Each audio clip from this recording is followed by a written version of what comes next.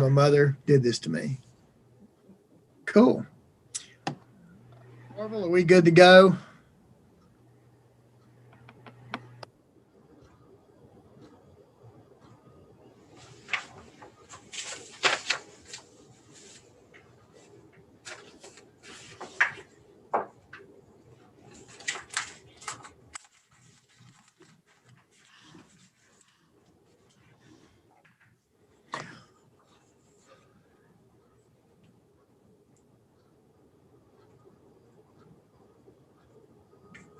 We're just waiting to see if we have quorum.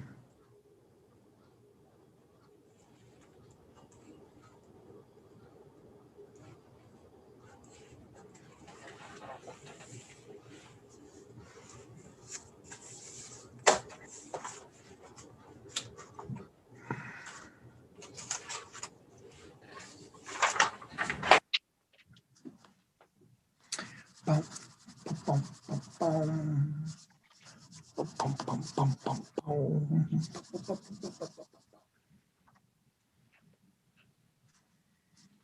We have 16. We do have a quorum. I'm sorry, I wasn't aware my mic was turned off, David.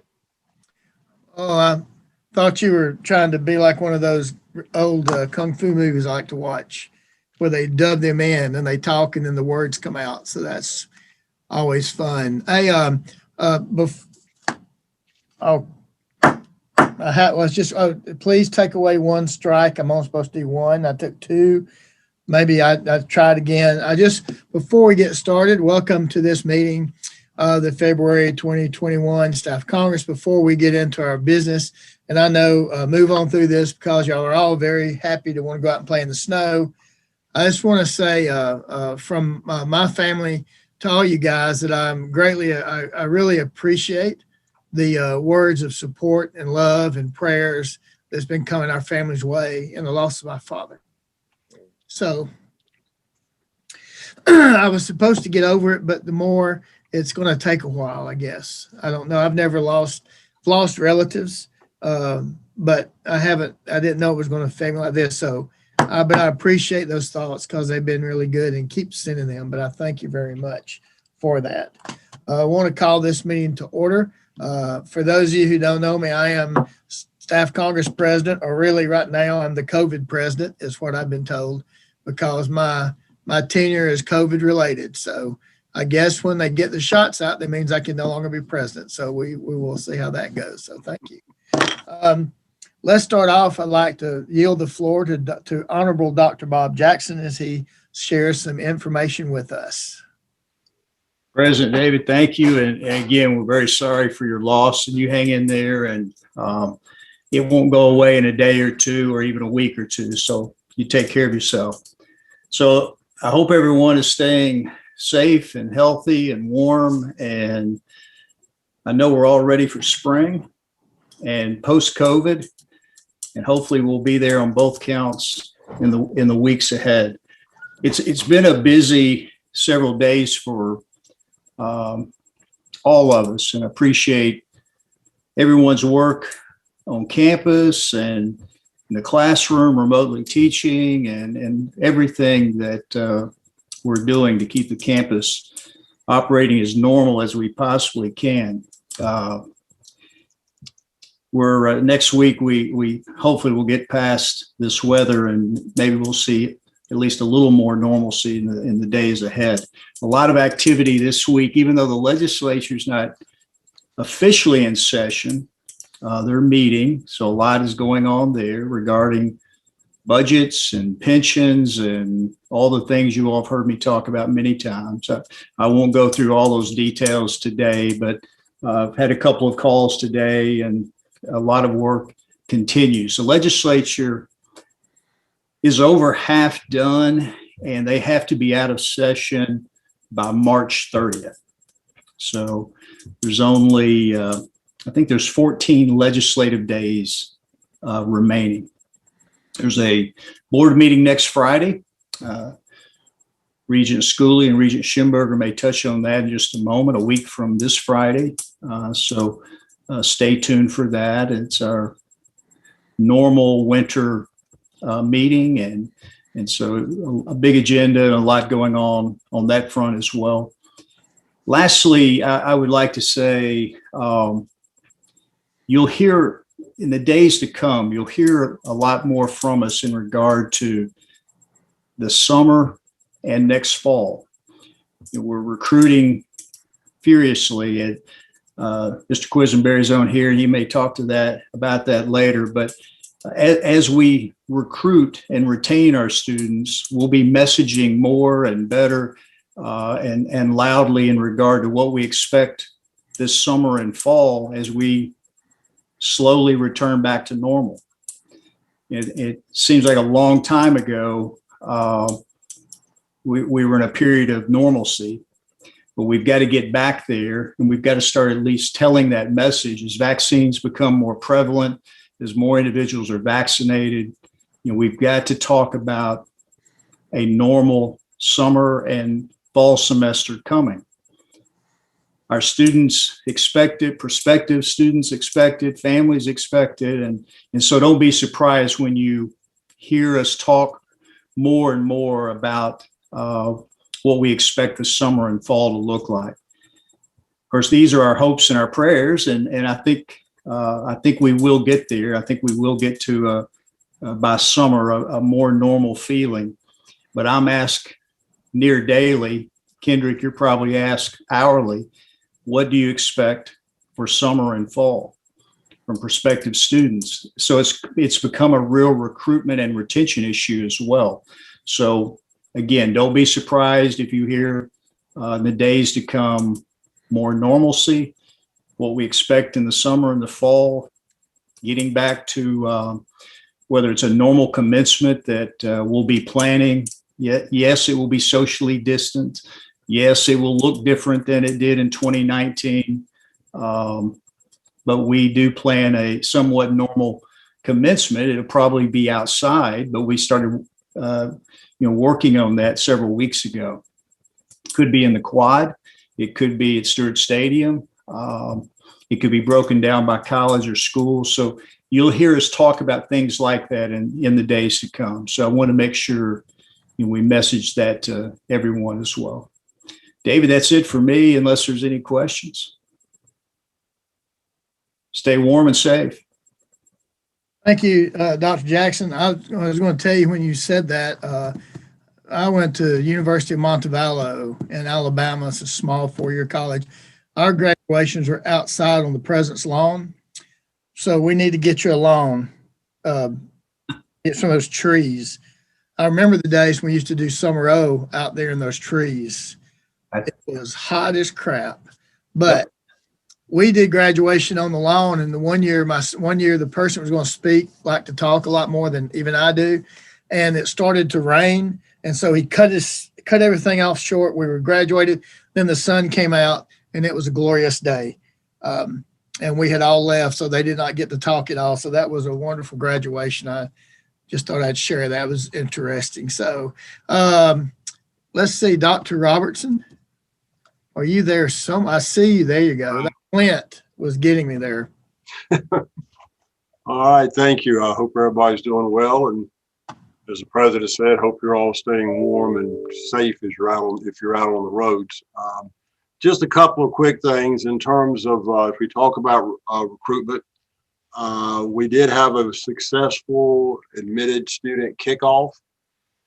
We had 672 students that registered for that. The weekend went very well because it was all virtual.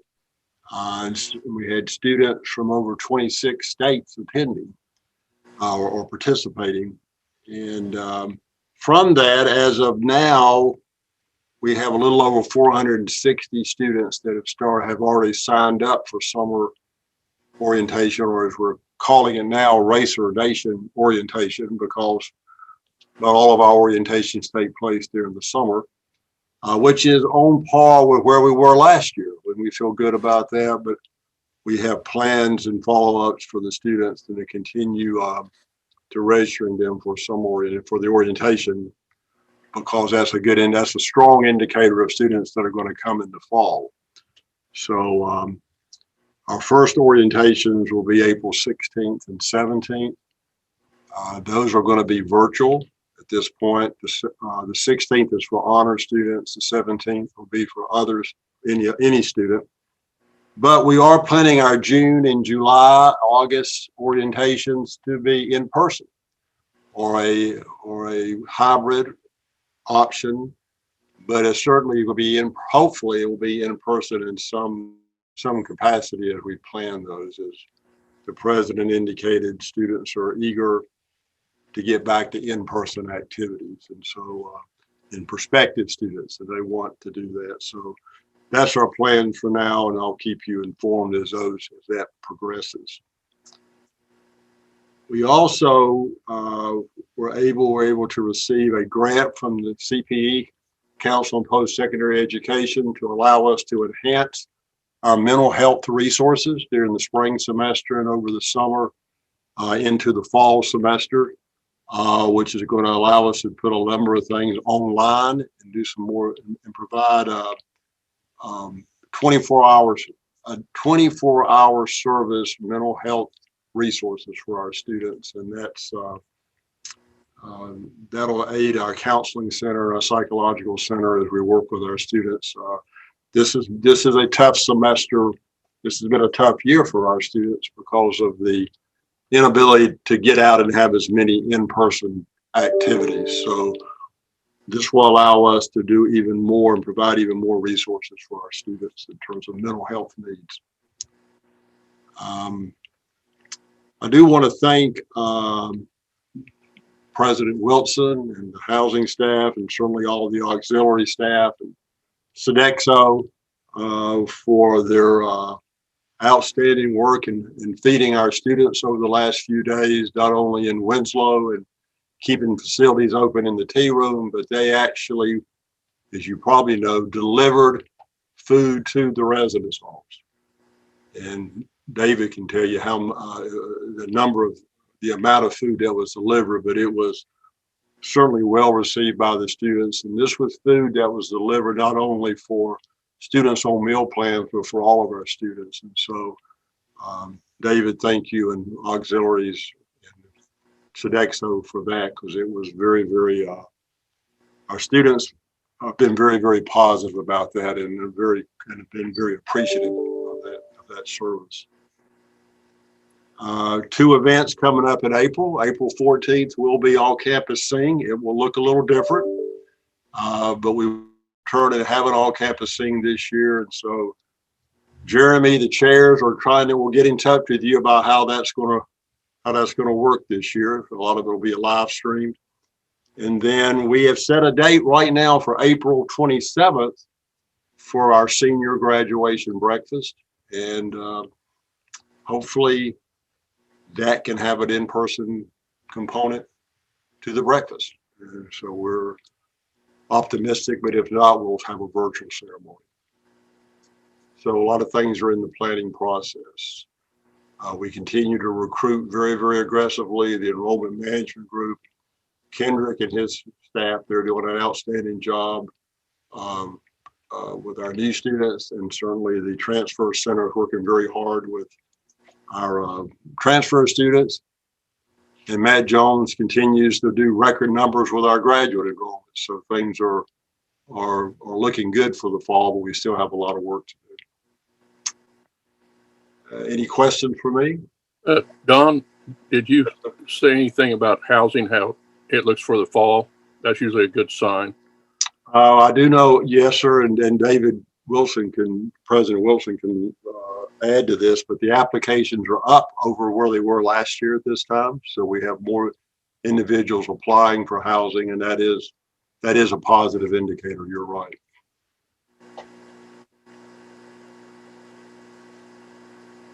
Okay, thank you very much.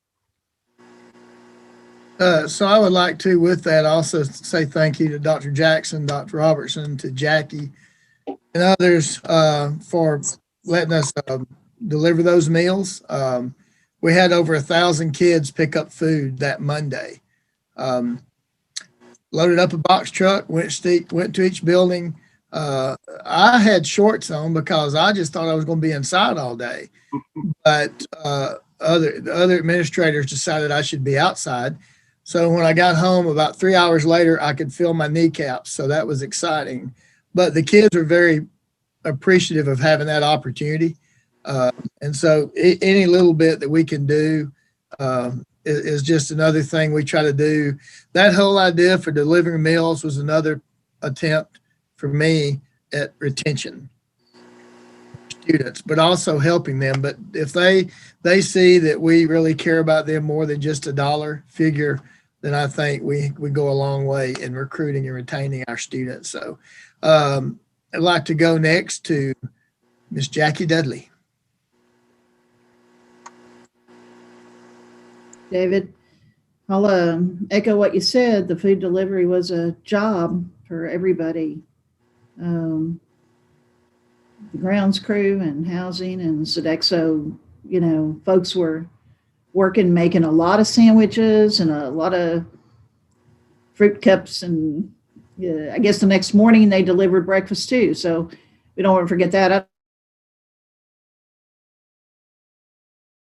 To the halls because Winslow didn't open until 11 a.m. So a lot of folks come through to make that happen. So we appreciate that.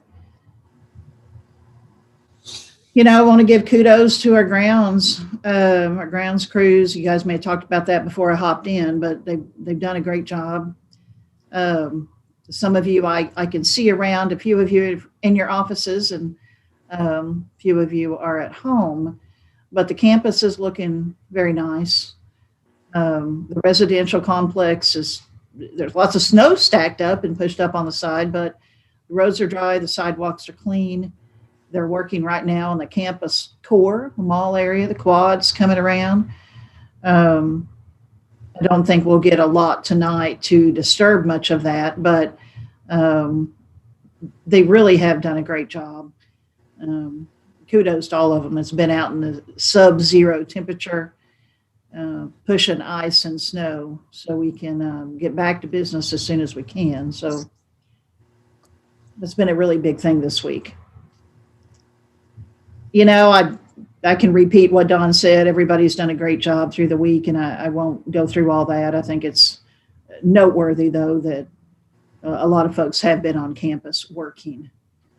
Everybody has not been remote. A lot of folks have been here working, and it's been noticed. Project-wise, I don't have much to report. I'll update everybody on the Lovett HVAC project. It is a big project for us. You're not going to see visually a lot happen, but that's going to be starting very soon. Actually, I signed the contract about 10 minutes before I got online.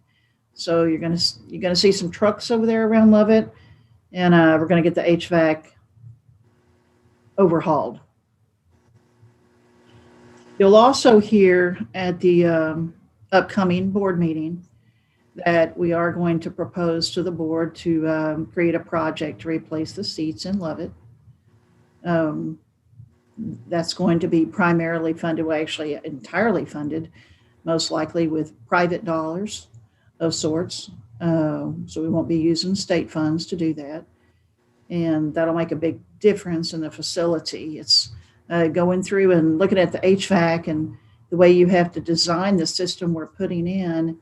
It seemed the opportune time to go ahead and do the seats in that facility. So that'll make a big difference, and it'll be something that everybody here will be proud of when we get done with that project.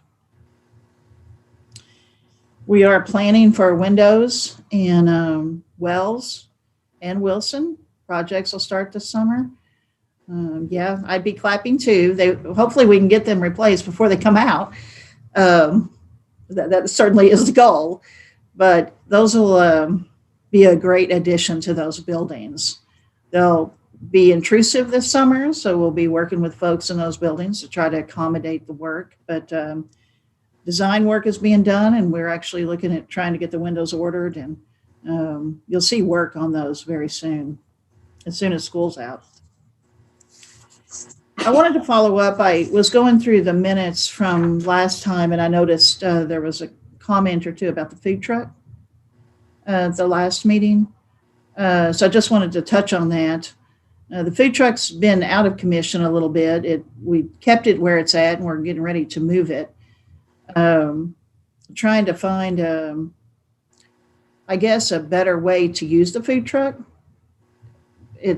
It didn't get business over around the biology building. We tried multiple types of things over there, and they may sell $20 or $30 worth of food a day, and so people just did not use it. So we are working with Sodexo to try to find maybe some other locations to place it and provide some different menu items. We've tried over the years different things, but we'll try some other things.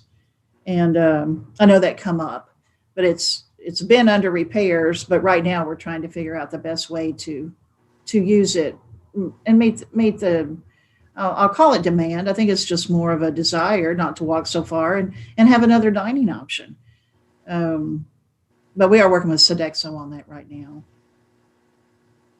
So I think that's kind of what I have, unless there's questions my way. Jackie, I'm sorry. I was kind of curious about the Blackburn renovations and how those are going. They're going well. Really, I think this summer, maybe even before we get to the end of the semester, we'll be able to start moving folks. They're coming around. If everybody hasn't walked through the breezeway at Blackburn, go through it. There's been a lot of work done there, a lot of cleanup stuff, and it really does look nice. That wasn't the big thrust of that project. It was to try to get those interior offices and try to get classrooms identified for international programs in DSL. That was the true purpose of the Blackburn project. But in doing that, knowing we would have more students going in and out of the building and more activity, we did take that opportunity to do some work in that mall area in between the two towers of Blackburn. So take a minute and walk down there, and it's looking nice. But I think, Matt, things will come together here by the end of school. Thanks.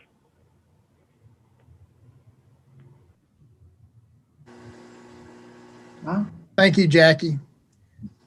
Are there any questions for Jackie? I would be remiss. I'll echo what she said. Us delivering the meals was one thing, but somebody had to put all that together. And that was, and in the era of COVID, we do like we might have done, where you put a line up and let everybody serve themselves. Everything had to be individually wrapped and put together. So that was a lot of work, and the guys and gals that are working for Sodexo and the grounds crew. I haven't fallen yet outside my office. I will, since I said that. So I'll call 911 when I do, but I haven't, because they've taken really good care. So that's awesome. Miss Gordon, the floor is yours. All right, just a couple of things. First thing, I want to give you a couple of reminders about Racer Wellness. You remember this quarter, or you might not remember, but I'll remind you that this quarter, Racer Wellness is focusing on financial well-being. Our first event was Dr. David Durr talking about financial management. And the upcoming event that's still under the financial well-being is Greg Taylor, a local attorney, will be doing a lunch and learn next Wednesday, February the 24th. He's going to be talking about estate planning, and he will. We've already got, we had over 300 for Dr. Durr's. We've got well over 200 with a week to go on this one. What that means is it's really kind of dicey to try to answer questions with a group that large. So we will, when we send out the Google Doc for you to sign up, we will have where you can ask your questions before, and we will provide those to him. So that is next week on February 24, and information will be coming out shortly that gives you all the detail. I think as we talked about last month when we finally had to make the decision to do lunch and learns on Zoom. Obviously, we've increased our numbers. So while it's not ideal in some ways, I do think it's giving more folks the opportunity to get access to the good information that these individuals bring. Also, and remember, we're, in our quarters, we have a theme, but that doesn't mean that we're not adding broad-based lunch and learns for other things. These things, the next one I'm going to talk about is not under race or wellness, but it will qualify as a race or sanctioned event. And it's March 3rd, and it will be during the noon hour, a little bit longer, but 12 to 1 o'clock. And Tony Hall is with Wayne Corp, our EAP program. And many of you may remember when he was here on campus and did one of the most successful supervisory trainings we've had in a long time in terms of attendance. He obviously can't do that. So he is going to be here, be available by Zoom on March the 3rd. And his focus is going to be on issues related to COVID. It's not going to be a traditional stress management. It's not going to be like what some of the things we've heard. He is a licensed psychiatrist. So, I mean, he's got a really good, we've not seen it yet. We've not been able to preview, but in talking with him, we think this will be a very beneficial. And there's not, we can't overdo ways to take care of ourselves and others during the COVID time. So this is another piece. Again, this one is not by Race or Wellness. It's sponsored by HR, but it is going to be, you can use it for your Race or Wellness sanctioned event. And the other less fun thing is to remind everyone that it doesn't seem possible, but we're getting close to the time of year we will be doing performance evaluations. Shortly after the end of this month, the information will go out. And I think it is just so telling because we were so panicked at this time last year of, we wouldn't be able to do them. And although we extended the time several times, we got I don't remember, I would have to look at the exact percent, but we got the vast majority of those in, even though it wasn't ideal to do it by Zoom. But I think the comfort level with Zoom now is such that, that's going to be something we just will need to address and, not be necessarily extending the time because it's easier in some ways to do it with a Zoom meeting. And so just as a heads up, that we're coming back for the second time now in COVID and dealing with performance evaluations by Zoom, which we could not have imagined last year. We would be doing it again a year from now, but we will not be using Zoom the following year. Okay. That's all I have unless there are questions that anybody has. Okay. Thank you. Thank you, Joyce. I don't believe Dr. Todd is on here today. So Dr. Schimberger. Thank you, President Wilson. Good afternoon, everyone. I hope you're staying warm, healthy, and safe. As President Jackson mentioned previously, there is a board meeting. I imagine that your staff regent, Phil Schooley, will probably address that. But really, other than the board meeting coming up, there's nothing that I can report from the faculty, and we're doing our virtual instruction.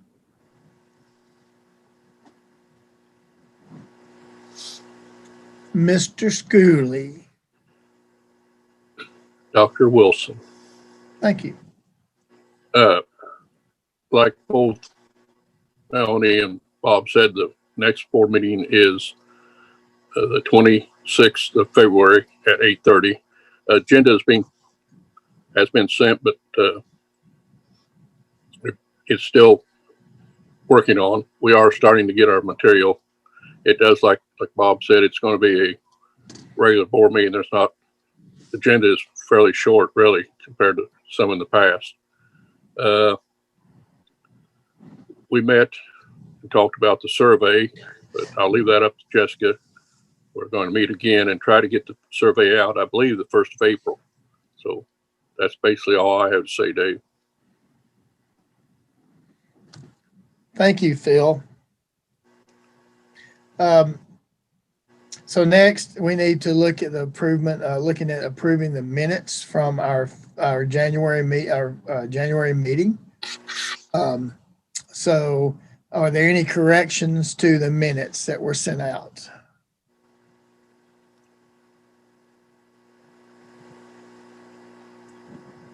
Is there a motion and a second to accept those minutes? Okay, all in favor, make some kind of thing on your phone, your face, something. Excellent. All opposed, make something for me if you're opposed to it. No? Okay, it passes. So next, you're going to laugh at me, but I'm going to have to stand up because I'm getting a cramp in my leg. That means I'm getting really old. So I'm just going to stand here for a minute. Next is the approval of the treasurer's report for January. So are there any corrections to the treasurer's report? If none, is there a movement to accept in a second? I'll make a motion. Second, we have that. All in favor? Thumbs up, A, happy, joy, happy face. All those opposed? Unhappy face, thumbs down. Okay, passes. Thank you. So now we'll go into, it's good to talk about standing committee reports because I'm standing in my office. That's exciting. Executive committee, we met, we talked. There's a lot of stuff that we talked about, but nothing really in particular for this meeting right now. So I don't really have a lot that I will talk about, so I will just pass that on. We'll talk about some other stuff later. You will see some new faces in the crowd today. So credentials elections. Orville, you have the floor. Thank you. We've also got quite a bit to talk about today. First off, on the staff regent election, we obviously had some changes of plans on how that was going to be handled. The postcards we had planned to send out, those kind of got caught up in all the work from home type thing. It's kind of hard for the people with printing services, I guess, to bring those cards remotely. But special thanks to Jackie Dudley and to Sharon Malone. They sent out an all staff email earlier today regarding the upcoming staff regent election. And basically, the filing deadline for that is 4:30 p.m. on Monday afternoon, February the 22nd. So if you have not yet filed and you want to, feel free to fill out the form, send it in. If you have questions, feel free to contact me on that.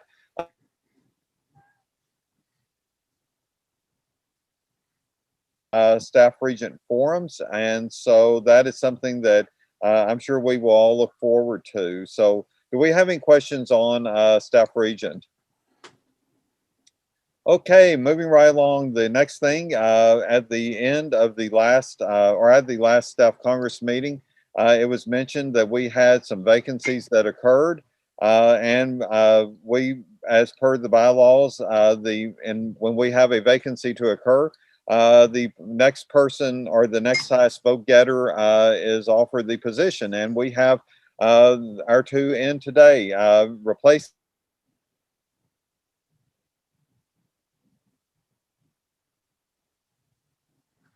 Orville, you cut out.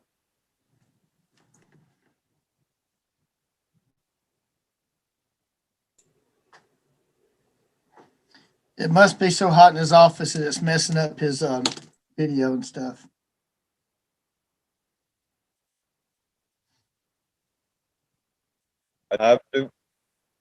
So, and did I lose people or?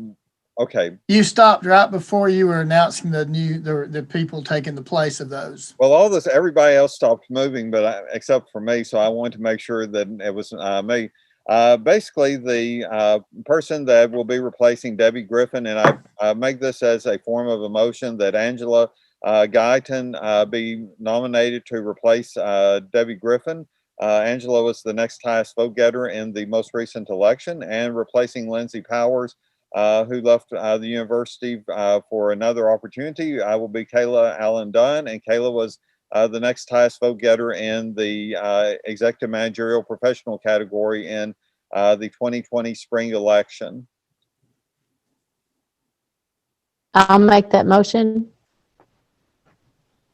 And I second, well, I made it, and so that would, I guess, would be the second. I'll second then. Yeah, I'll second.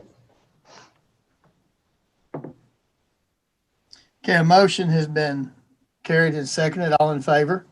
Aye. Aye. Aye. All opposed? And there's still more, so. You should be. So, yeah. Welcome to Kayla and to Angela, Angela has moved on the screen in front of me, so I don't know where she is, but there she is. But anyways, if Angela and Kayla would wave to everyone, those are our newest members of Staff Congress. So we're glad to welcome both of them to Staff Congress. We will have the next big thing that is coming up after the Staff Regent election. And as I said, I'm not sure when I dropped out from everyone else, but on the Staff Regent election, the filing deadline is Monday afternoon, February the 22nd at 4:30 p.m. Thanks for Jackie and Sharon for sending out the email on the all-campus email on that. That will kind of come in lieu of the postcard we have planned to send. Trying to think if there's anything else that we have got to knock out on that one. Basically, that is it as far as it goes. The next thing that we will talk about in the March meeting, we will present a timeline for the Staff Congress election. And the people whose terms will be up for re-election this time will be Laura Buchanan, LaDonna Hammondtree, Jerry O'Brien, S.G. Carthel, David Wilson, Jessica Evans, Orville Herndon, and Trish Lofton, and Matt Curdy. So we are the ones that will be, if we decide to seek re-election, that will be coming up in March. And I think that wraps me up on my report. Thank you, Orville. So next is Staff Recognition Committee with Jeremy McKeel.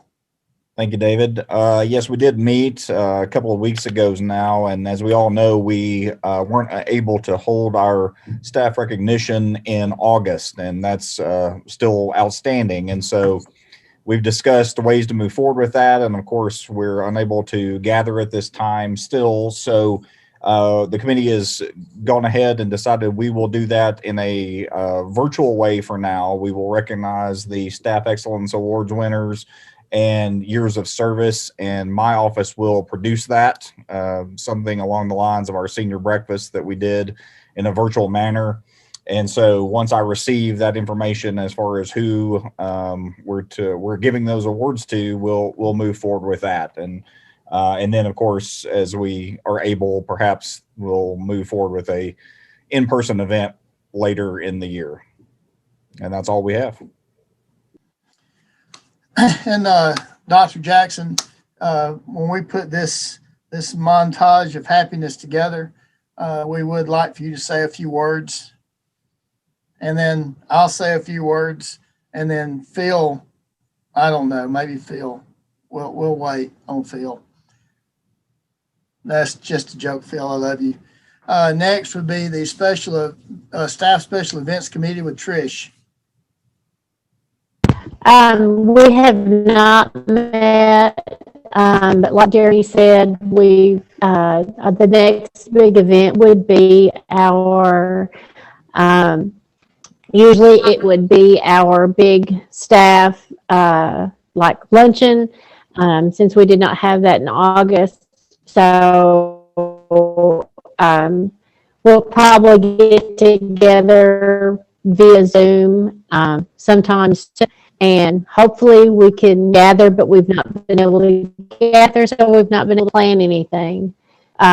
So we'll just, so there's no report right now, but hopefully within by next month, we'll have something. Communications Committee with Charlie Allen Dunn. Everyone should have received the Google form today. I can also put that in the chat. Right now, we've had 7 responses. So as more of those come in, we will start working on the website. Excellent. And that was a part of it too, that as Jeremy, as his group are working on the vehicle to present stuff, then we will look at places with Charlie and where to put that to get that. So that's exciting. Working Conditions Committee, Jerry. Jerry listed in the chat, no report. So I'm going to say one more time, I know y'all get tired of me saying I'm sorry, but I do have the report from the Working Conditions Committee, and I do not know if I've ever sent it out to you guys. Once I do, disregard the date. That was a lie. It wasn't in October that I got it. Really, it was. It was. But I'm going to send it to you, and that is a report. If I didn't send it to you, it's a report off of the different items we gave them from the last staff survey and some information they provided. So I want to send that to you so we can have a talk about that. But I apologize for all their hard work. Staff Survey Committee. That's me. Our committee met on, I forgot when, but I think it was a week ago. And we discussed changes and or revisions to the upcoming staff survey. As Phil mentioned, we do have a timeline to send that out. Right now, we're looking to have that distributed sometime during April. Ideally, we're looking for a time frame for the survey to be open between April 1st and April the 30th, in time for us to get the results back and analyze them and present at the June board meeting. We will be meeting again this upcoming Thursday, February the 25th at 12:30. Excellent. Foundation Book Scholarship Committee, Tim. Hello, everyone. We recently had a textbook scholarship meeting through Zoom here recently. We had several applications that were submitted, and we looked over those, and we narrowed it down. We narrowed it down to 2 candidates, 2 winners, and one of them could not be with us, and she sent her thanks to the committee for choosing her, and that was Keely McKeel, the daughter of Jeremy McKeel. So we congratulate her. She is the student winner, and also we have our staff winner joining us, Rose. Forgive me, Rose, for pronouncing your name wrong. Rose Creston. She was our staff winner. Rose, if you would, wave hi to everybody. That is our staff winner for the textbook scholarship. So congratulations to both. And I want to thank all of the textbook scholarship committee for their hard work and for meeting and choosing our winners. So the next time that we can accept applications will be for the fall. I think that Jessica, correct me if I'm wrong, but I think September 1st is the deadline for that. Correct. So between now and then, we will accept applications for the textbook scholarship for the fall semester. So again, congratulations to Keely McKeel. She couldn't be with us today because she had a class. But like I said, she sent her thanks for choosing her. And then also congratulations to Rose. And we appreciate all y'all do. So that's all I have. So was there, I just want to make sure there's no improprieties in a member of staff Congress's child getting that book scholarship. I don't think there is, but I just wanted to ask. Jeremy has said on no. And for Angela and for Kayla, is that right? I will send you some information on committees so I can let you look at what you have and see what you might like to be involved in. So I'll work on that before I'm voted out of staff Congress or before I run again, one of the two. I'm not sure which. So now let's go to the university. We have the Personnel Policies and Benefits Committee for us.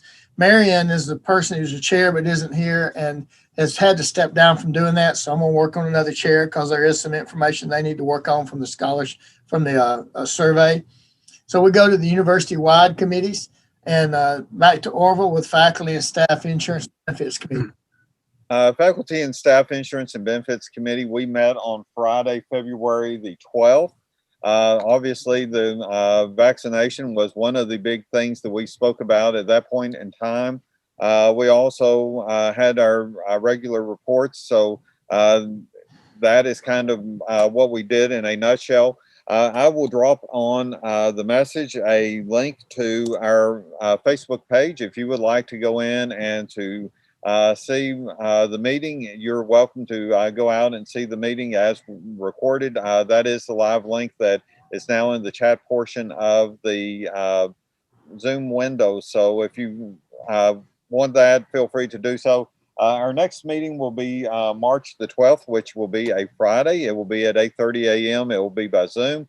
Feel free to let me know if you've got anything that we need to place onto the agenda, and you will be able to watch that also on Facebook Live. So if you want to join us, you're welcome to do so. And we will be checking comments as we go through the meeting. So if anything comes up, that can be brought into the meeting. So unless someone's got questions, that's it for the report.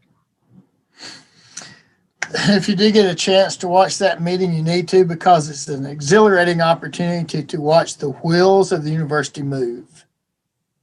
That's more ambitious than I would put it, but anyway. Well, I didn't say how fast, but the wheels are moving. It is important, but I know there's a lot of information that goes out in that meeting, but I've been to the last couple of them, so I have enjoyed that opportunity, truthfully. Intercollegiate Athletic Council, Dwayne. Nothing new happening there. Just all the sports. I think all the sports start, will get going this semester. I know football, I think, starts on the 21st or 22nd of this month. Coach is really hoping that they can get to some warmer temperatures when they play, but I know that everything else is starting up, so that it'll be exciting. Naming Campus Facilities Committee, Tim.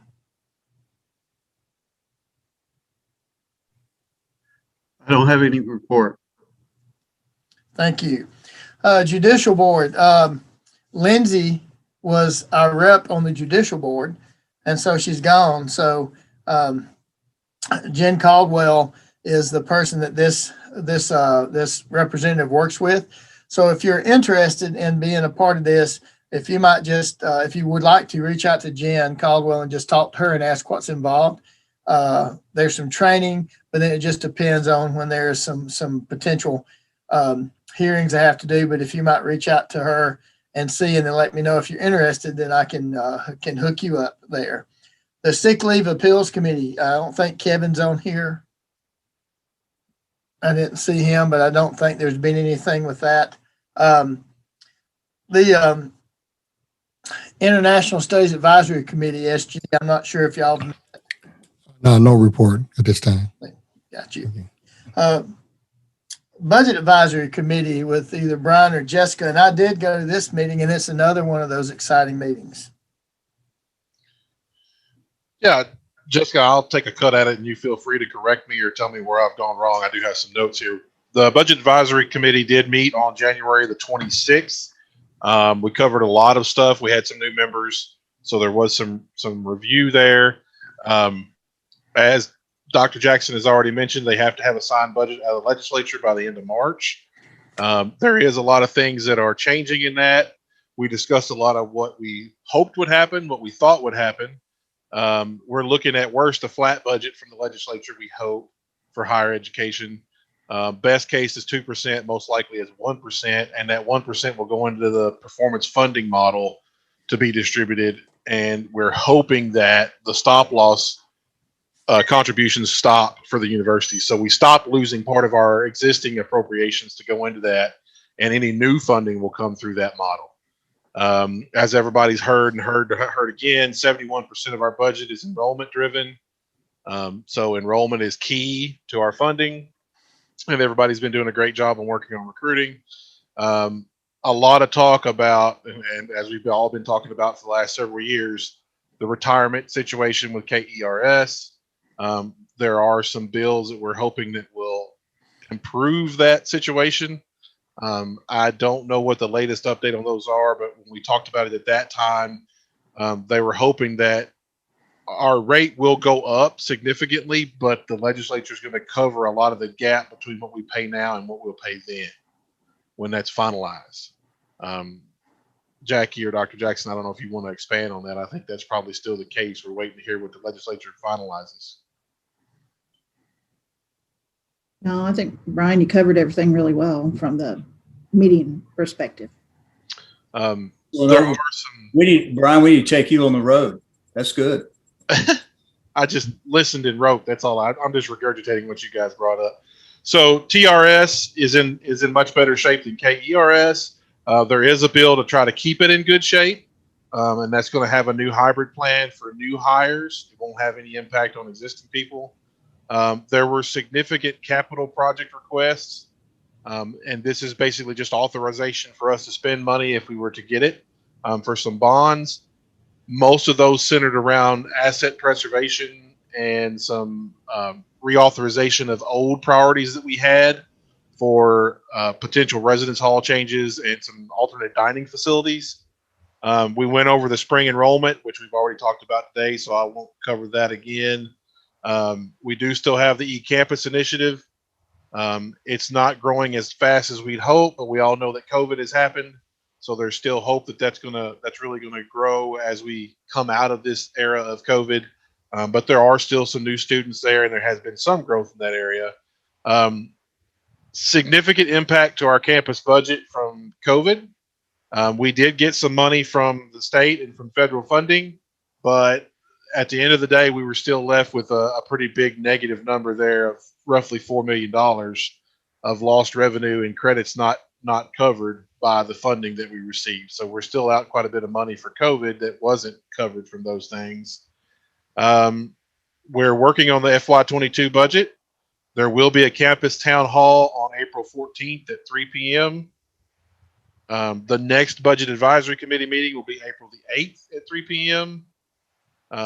They are looking at different scenarios for how a employee raise could happen.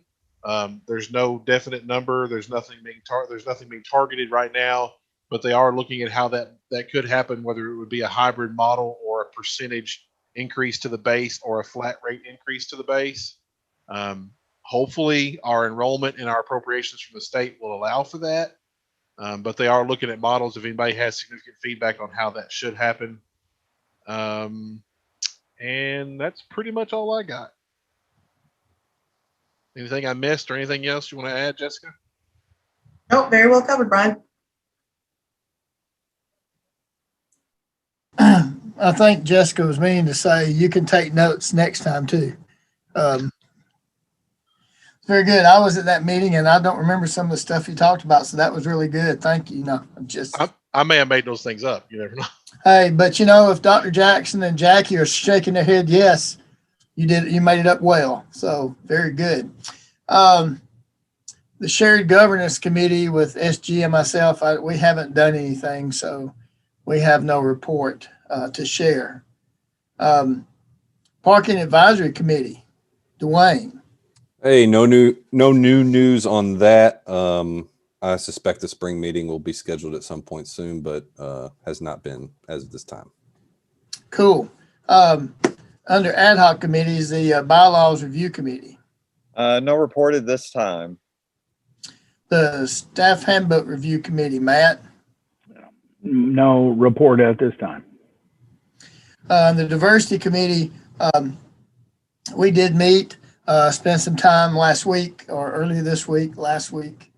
The days go together, but we talked about several different things. One of the things that that we're working with Joyce and with Haley Stedlin and stuff is we're trying to the committee wants to work to look at the hiring process as far as it goes with our push to diversify. So we're talking with them, looking at questions, and probably we'll have Haley come and talk to our group just so that we can just listen. And what we want to do, I think, is really be a part to support and to try to grow our representation. So that was good.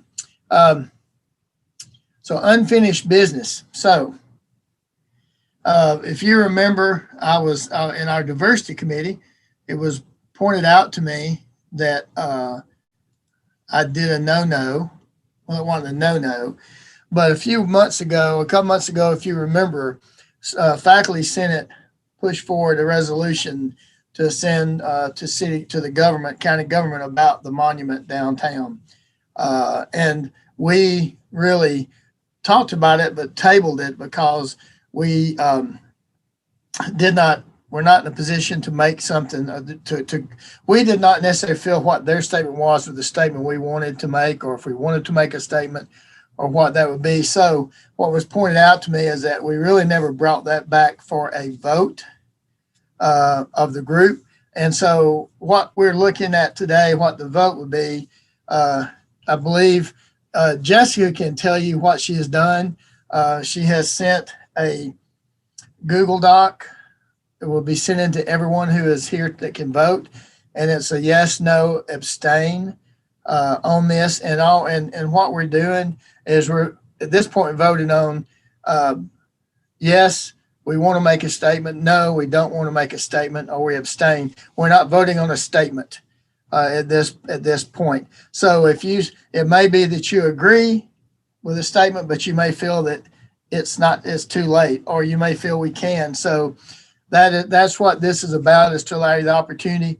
If it goes yes, then what we will do is move forward. Now, according to Robert's Rules of Order, don't laugh at me.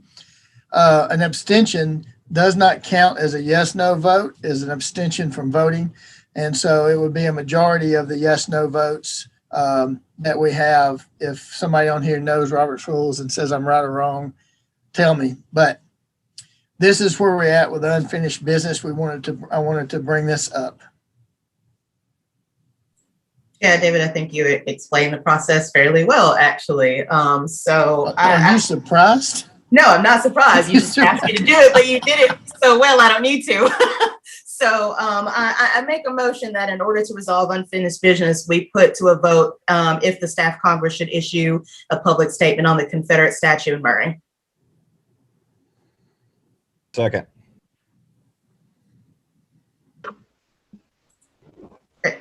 Now, this is where I always get confused. Is there any discussion, or do we vote? What are we voting on? So there's one question that's going to be put forward, and the question is if staff Congress should make a public statement on the Confederate statue in downtown Murray.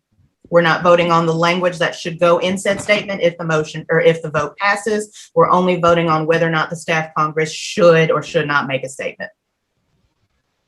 That is through, you should have got a link to the form. I hadn't sent it yet. I was waiting for the vote to pass. Okay. She is going to send it to you, and I'm the one, I will see those votes. So it will not be privy, and Kim will see those votes so that we can count those, but it will not be privy for public information at this point. And once this is all done, it'll all go away to help people keep their be anonymous with that need. David, I do have a question on that. I'm not sure that can legally be done under open records because we are a public body, and we don't get a pass just because we may be asked to take an unpleasant vote. And, I mean, in all honesty, I know that this is voting on whether we're going to do something, but it seems like the people really needs to be on the record. Either we're for it, against it, or none of the above. But I don't really know that we're going to, open records wise, that we legally are allowed to do a secret ballot vote on this issue. Okay, then I'll just tell you I'm at a loss because I don't know how to do it. I don't recollect anything within our bylaws indicating that we needed to do a roll call vote on this, but correct me if I'm wrong. That would probably be the best thing to do. It's not going to be necessarily a pleasant thing, but it's something where I don't think we get the luxury of doing this in secret. Well, I'm thinking of other instances where we have put something to a vote before, particularly on resolutions, which are more binding, that we have not done a roll call vote on those in the past. But we could do yay, nay, or whatever. It's just that we'll just need to have some sort of way to count the votes and make sure that you register how many yeses, how many noes, and well, yeses and noes are really the only thing that you're going to be voting on this. Right, which was the intention of the form, is to send it only to voting members of staff Congress and allow them to record their yes, no, and abstention. So an actual count would be collected. I think though that if we did it out that way, I think though that that's going to probably have to be something that would be made publicly available. Melanie, you're more of an expert on public or open records law than I. Would you be able to shed some insight on that? So the voting has to be on the record. In other words, people who might be viewing this at some point need to know, who voted how.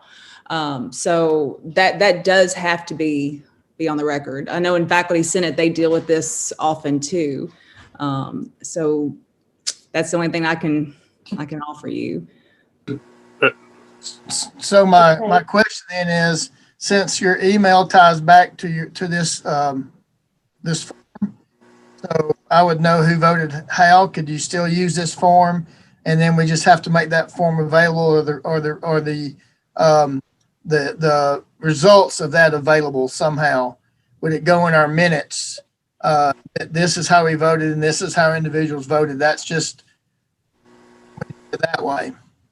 That was going to be my question, is if we could not tie that back to, on that form, because it can be date stamped. It can also include your email address, and then you also put in your name, because that could be, that could be used the same as if you were doing a roll call vote, and then that could be attached to the official minutes.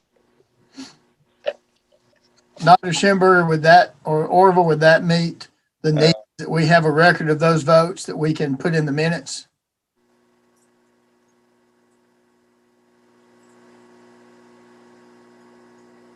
I'm first of all, I'm not an attorney. So that's one thing I want to be clear. I mean, I use these tools in my work as a journalist, but even then, not all legal experts understand or agree with what journalists do. I don't know how to advise you on that.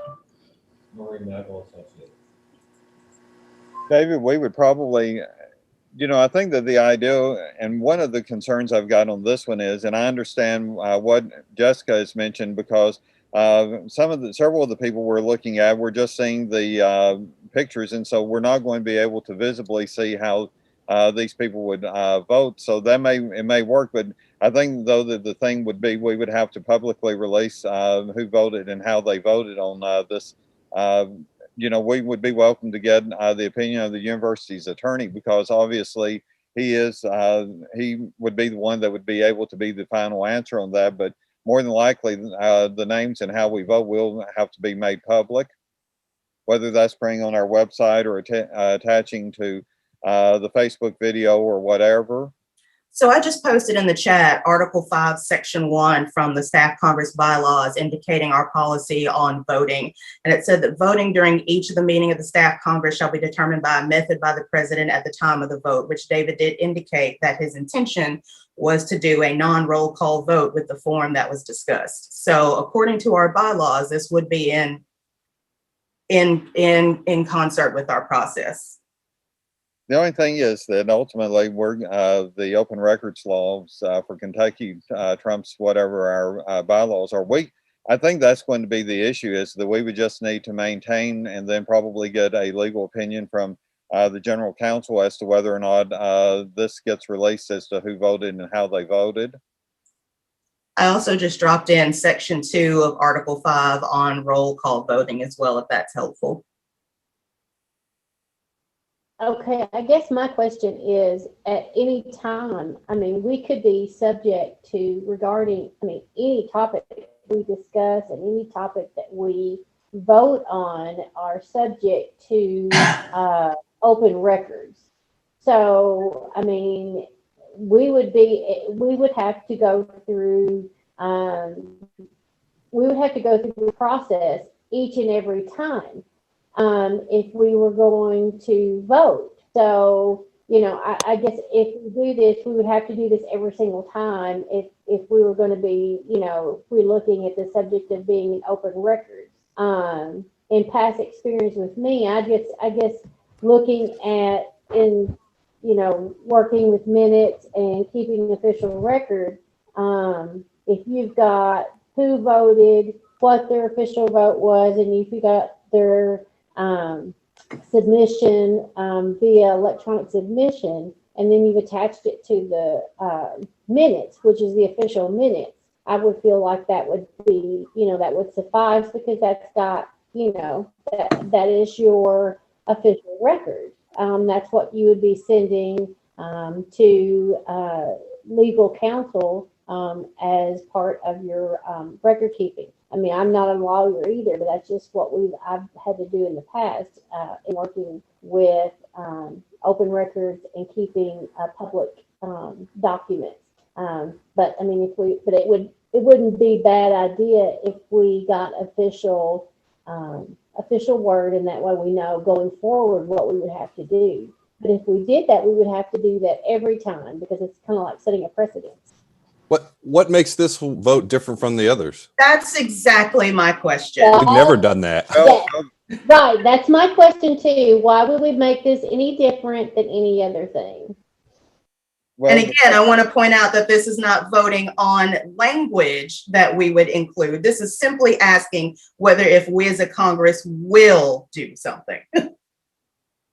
Yeah, and any kind of voting has to be done, either you can do by roll call, or you can do voice, basically just a voice vote. You know, all those in favor say aye, you know, that you can do that, because what you got, the purpose of a public meeting is to allow the public to visually see who is voting. And if they can see that their representative has voted one way or another, they can see that.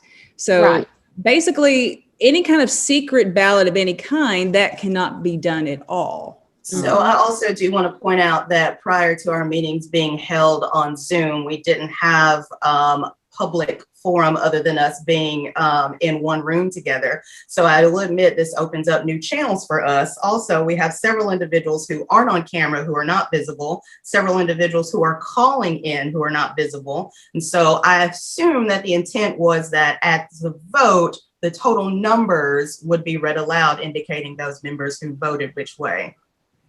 Yeah, that's a good point, Jessica, that you mentioned. Yeah, during voting, your cameras should be on. It's not, again, that's not in our bylaws. That's not anything that's expressed within Staff Congress. So Zoom has created a new forum for meetings. Again, I will absolutely admit that, but there are some individuals who, again, are allowed to call in by phone to participate in a meeting in which a camera is not available. David, I'm as the one who kind of raised the point and got this started. The difference is that whenever we're meeting in person, anyone that wants to show up, the media or one of our constituents, they're more than welcome to attend the meeting in public. Now, most of them don't choose to do so, but they're welcome to see the meeting in public. And then, you know, whether it's yeses and nos, or a vocal vote, or a roll or a hand raise, or whatever, people are able to see it, and that's can be done. But you know, the only thing that we ever do by secret ballot in a in-person meeting is just voting on officers, and I think that you can get away with that. But the point I was trying to get at on this one is that I don't know that we're going to be able to get away with a secret ballot vote on this sort of thing. You know, if we were all together, we would do either a vocal or we would do a show of hands or whatever, and the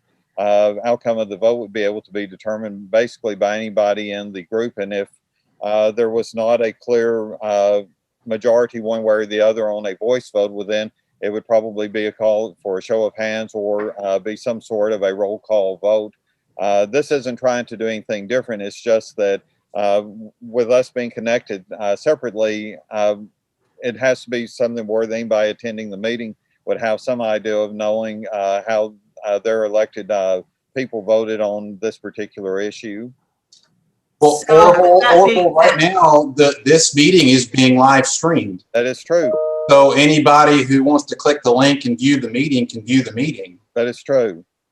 But if we vote on a Google document, unless that becomes publicly available, no one's going to be able to see how that turns out. We can make this available and no one may request it. You know, that's how open records goes. You collect the records and then it's just subject to whether somebody wants to see it or not.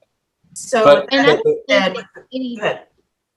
sorry, Jessica, I don't think at any time, and David, I don't think, correct me if I'm wrong, I don't think at any time we ever said, at least I never heard that we said this was going to be a secret vote. Did I misunderstand that? Because, I mean, I think we just said that it was going to be just an electronic vote. It was going to be a form, you know, you can click yes, you can click no. You know, it was just going to be an electronic way that you were going to be able to vote. I mean, we can collect the information that we need, and, you know, if we need to collect the names and make it, you know, where everything is on the up and up and it's not an issue, you know, of it being public. But I don't ever remember, you know, it being saying that it was going to be a secret ballot. Did I miss something? I just said that when I introduced it. So Jessica, let me ask you a question. When someone votes, their email address or identifying information is recorded on the record, right? it can be, yes. But is it in this instance? It is not in this instance, but it can be. So that being said, I'd like to bring up the fact that pursuant again to Article 5, Section 1, that the president can determine the method of the vote. Since my motion was to call on a vote whether or not staff Congress should issue a public statement, I'd like to amend that motion to allow the president to determine the method that we can vote upon, be that roll call or be that unanimous yay or nay. Second. And the hard part with the unanimous yay or nay on Zoom is how do you know? Because I can't see the whole screen. I don't know if anybody can see everybody, so I don't know. Couldn't we just do a roll call vote and that would put the end to it? I mean, yeah, I'll make a motion that we make a roll call vote. You don't have to move because it's really me. Okay. Is Kim on here, someone that can do the roll call vote?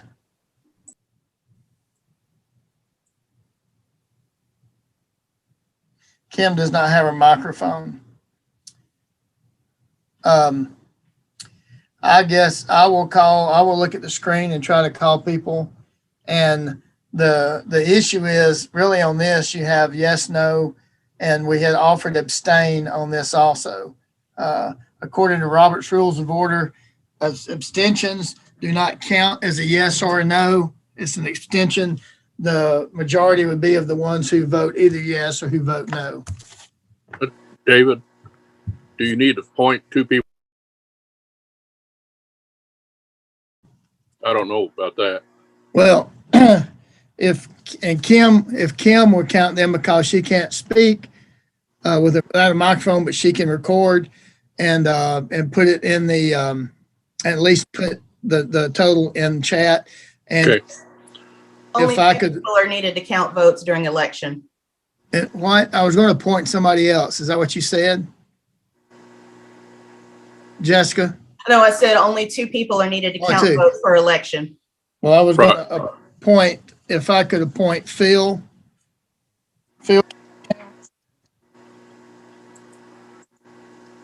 If you would count and Kimberly would count, if that is okay with the body. So let me try. Before we vote, let me just say this real quickly. Marty had put a question in here about what is the definition of a staff Congress member? Who do we represent? And to who do we represent them to by definition? And so you represent that classification of individuals that you're elected from, and you represent them to this body. And then we, as a body, are responsible for representing to Dr. Jackson issues and questions to the administration that affect our staff and impact our staff. So that is what my understanding of what our responsibilities are. That's in the board information that's laid out about Staff Congress. They have a section that talks about governance, and it tells what we are for, and our job is responsible to let Dr. Jackson know what issues are impacting the staff. Is my understanding. If somebody else sees that differently. Okay. So we have Is to that have okay, Marty? on agreement of roll call before we can actually do the roll call. I want to make Okay. sure we're aware of that as well. So we had a motion that we do a roll call vote. It was seconded. And so we need a vote for the roll call before we can actually perform the roll call. I know, I'm studying up on my parliamentary procedure here. I may not run for Congress again.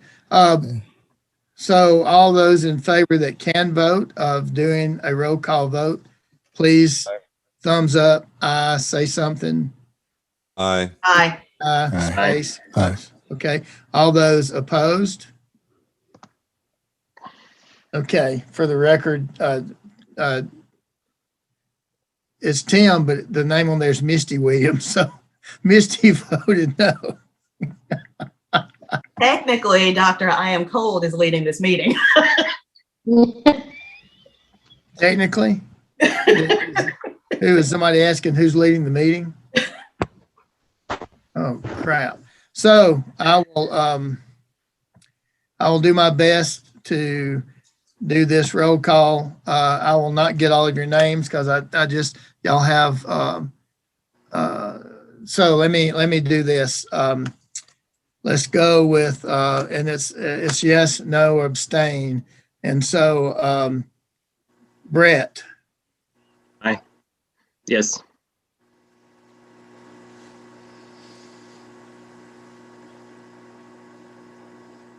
Mr. Quisenberry. Yes. Matt. Yes. Matt Jones. Yes. SG. I abstain. Jessica. Yes. Charlie. Yes. Dwayne. Yes.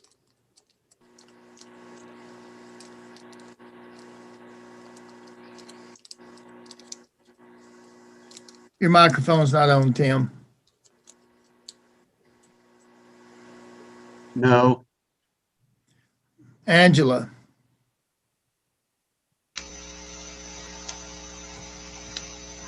It seems a little late to me, but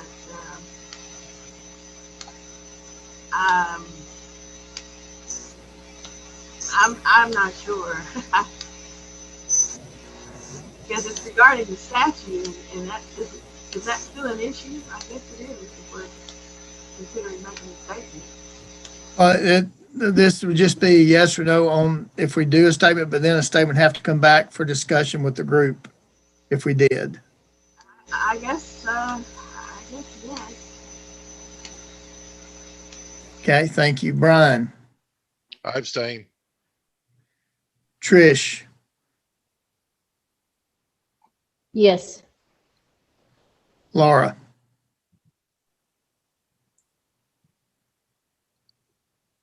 No microphone, but that was yes, I think, with the head nod. Jeremy. Yes. Debbie.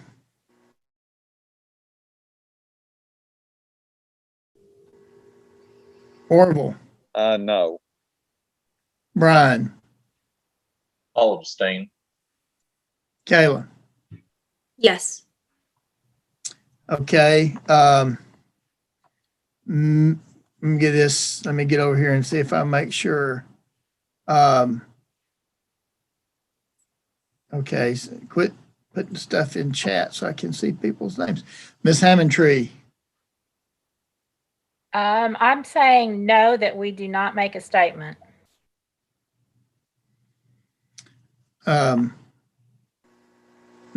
Uh, Joe Bryan.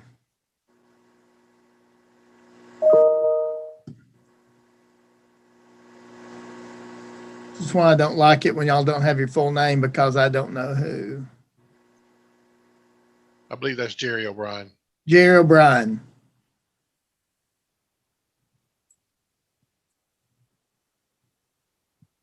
Are you still here, Jerry? Did you leave? Okay, Marty. No. Sandra. I think you have to clarify Marty's vote. It says no statement, but it's not no, so I'm not sure if that means abstain or no. Marty, was that no to the statement or abstain? Thanks, Marty. Okay. Angela had asked if she could change her vote. I guess you can until we finish it. Angela, what would you say now? Abstain. Abstain. Did I get Sandra? Krieger? Who was that? Sandra? And what was her? She said, my vote is no resolution public statement based on a response from the BVC staff. Thank you. Mm-hmm. I'm not looking at the chat because I can't see everybody. Evan? I'll abstain.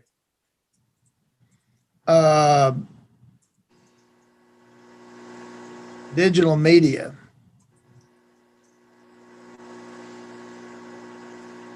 That's my streaming link, David. Okay, gotcha. Evan abstained. Everyone, if you did not, does Kim, are you a member or do you vote? I don't know that you do.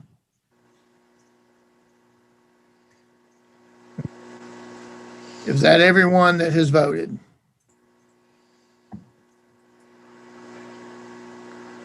Okay. David, did you call out two Matts there together? Yeah, there's Matt Purdy and then Matt Jones. Okay, thank you. If that's everyone, what is our tally?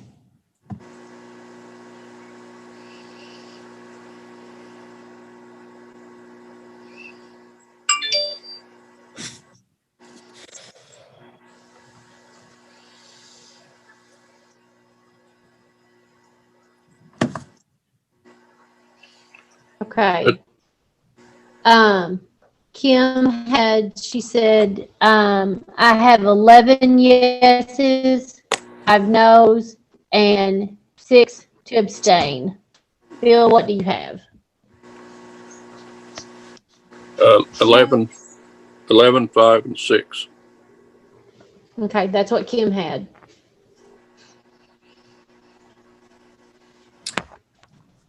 So 11. So out of 16 votes that we can count, 11 yes and 5 no's. So if it's a simple majority, the yeses win.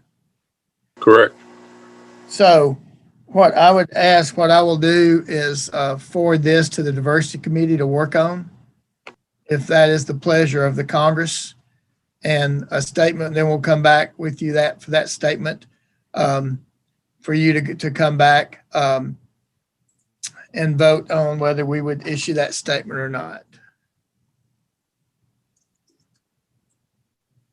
And I will reach out also to legal counsel and talk with Rob about voting in this way, how we can do it.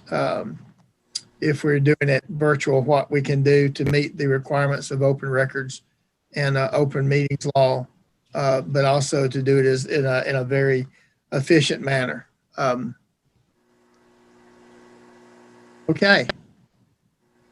David, I just want to say thank you for your time taking to vet this issue. I know this is not an easy thing to discuss, but I appreciate your leadership on this and your willingness to put this forward to the Congress. So thank you. Yes, it's 2021, which is just like 2020, except with the ice storm. So no, that is something that we should do, and I appreciate it.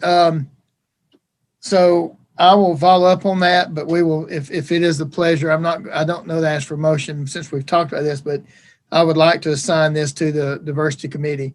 If any of you would like to be involved and talk with that, let me know. I'll see what I can do. Your diversity committee members are Brett, SG, Jessica, Dwayne, and Trish, I believe. And Charlie. And Charlie is on there Charlie. too. So that's the representatives on the diversity committee that would to work on this, but it would be brought back to you. A question Marty had, which I would just like to mention, I think we're past that now, so we're moving forward, is one thing that Marty mentioned that I don't know that we do, and we talk about this so many times, is do we actually go back and talk to those individuals we represent and ask what they feel or how they think about something we're voting on? And so knowing that this will be coming up, again, please reach out to those individuals. And if you don't know who you represent, if you'll look at the description, it's actually in our bylaws. It's others about what to make up and talk to those individuals so that you can get their feedback on this if with the statement coming up. I do think a question that some people had said that it is still an issue for some of our staff and for our students. And so that's the reason to look at this. Kendrick, did you have a question? Or to say something? Your hand's up, so I thought maybe you was giving me a high five. No, you're not. Other thing, to not belabor this meeting, I just wanted to mention this to you. I don't think this takes a vote, but I want to give you this information. The membership makeup of the Budget Advisory Committee is set with 2 reps from us, 2 reps from Faculty Senate and some others. The Faculty Senate president has contacted me. They want to move forward and request that the president of Faculty Senate be an ad hoc member, ex officio member of that committee. And he asked me if that's something we would want to do with our staff Congress president. A part of that would be that as an ex officio member, you do not vote. But if you're there and one of the members can't be there, there's a representative that's there, but also it's a hard committee to just step into if you haven't been in some of the meetings. And so having the president, and I told him our executive committee thought that would be a positive. There's nothing in our bylaws or information that talk about the Budget Advisory Committee. The only place I can find anything that really talks about it is actually in the Faculty Senate Handbook. I couldn't find anything in the Board of Regents information on any committees. So we told him that if they added that as an ex officio member that doesn't vote, that staff Congress would be happy because we could have equal representation on that committee. So with that being said, is there any new business that we need to talk to?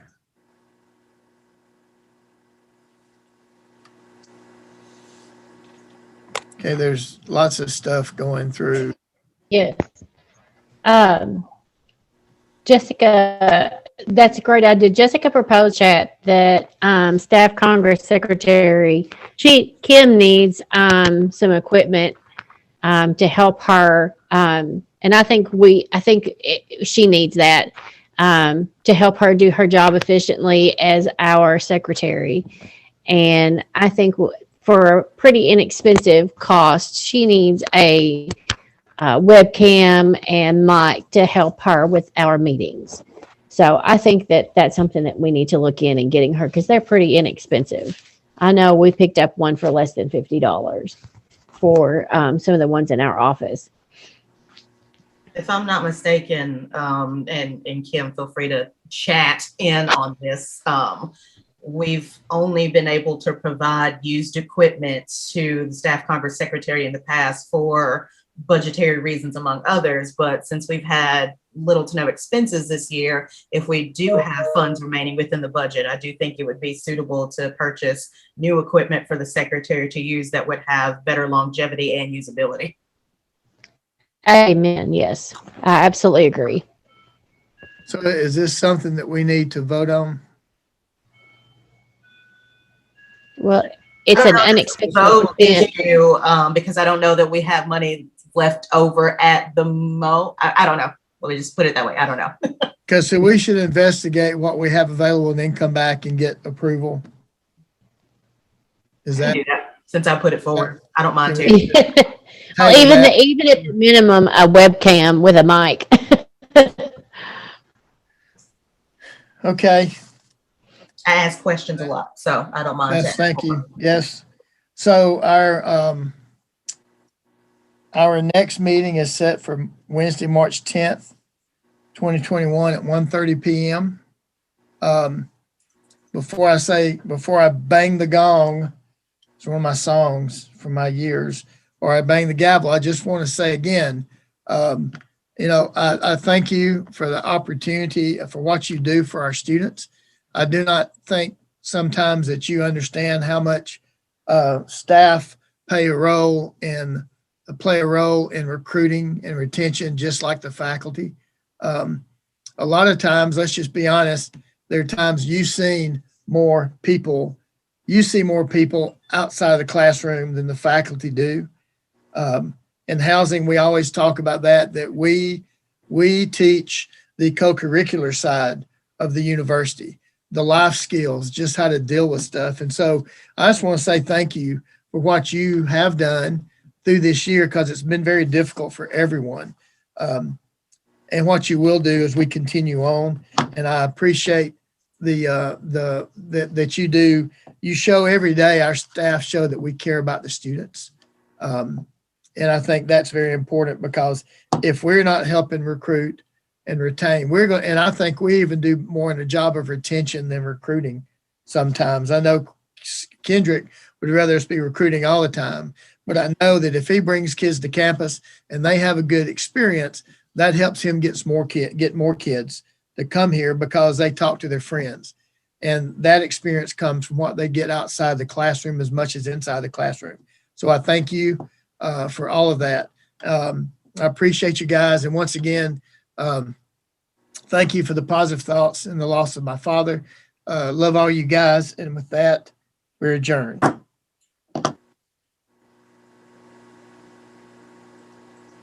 Go play in the snow. Well, the dirty snow now, there's not really snow. It's like